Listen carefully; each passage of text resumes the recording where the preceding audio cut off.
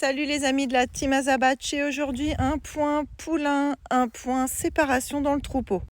Alors aujourd'hui notre Feya est un petit peu stressée parce que comme tu peux voir elle est d'un côté de la barrière et son tonton est caché là-bas derrière les pommes. Feya a noué une relation particulière avec mon cheval de 21 ans, ce qui fait qu'ils sont quasiment inséparables, enfin surtout pour Feya, et je t'explique. C'est pour ça que je reste ici parce qu'on constate que la pouliche est stressée. Là-bas, tu peux distinguer notre étalon qui a fini sa séance de travail, qui est en train de brouter tranquillement parce que les choses ne se sont pas passées exactement comme je l'aurais voulu avec ma pouliche et sa maman.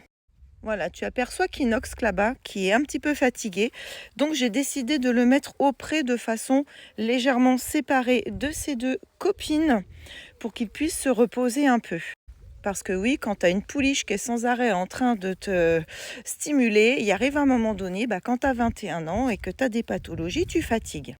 Et en même temps, c'est un apprentissage pour notre pouliche parce qu'il est vrai que lorsqu'on a besoin de faire un parage à Kinox, ou lorsque Kinox doit voyager, ou lorsque Kinox part en promenade, eh bien, il faut qu'elle apprenne aussi la séparation.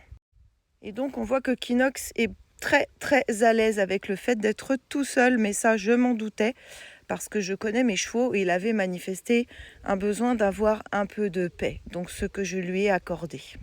Raison aussi pour laquelle j'ai laissé mon étalon de l'autre côté.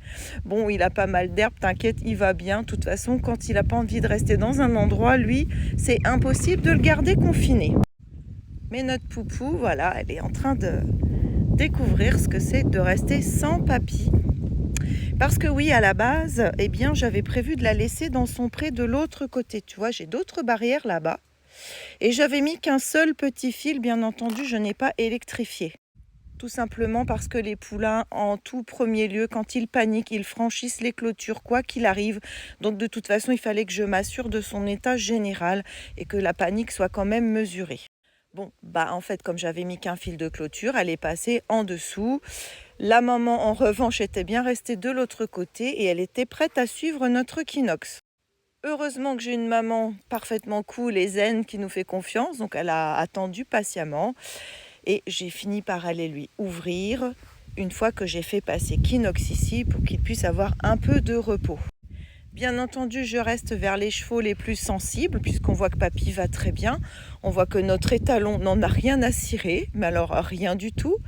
Par conséquent, je vais rester auprès de la pouliche pour m'assurer sa sécurité, la rassurer avec les battements de mon cœur, avec mon calme. Voilà, on reste sans geste brusque, simplement par notre présence.